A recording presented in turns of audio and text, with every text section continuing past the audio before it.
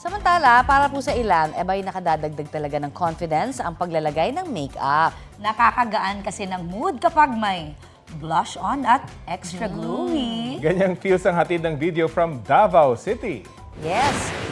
Bahagi na po ng routine ng BPO worker na si Prince Sunier ang paglalagay ng kolorete sa mukha. Siyempre para laging game face on sa trabaho. Sa isa niyang makeup sesh, may nakapansin sa kanyang brows. Ang kilay ni Prince, pinuri ni ating maintenance worker.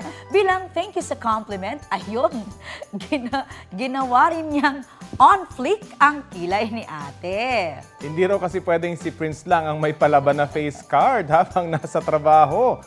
Ang unexpected pero heartwarming interaction ng dalawa viral online with 1.4 million views.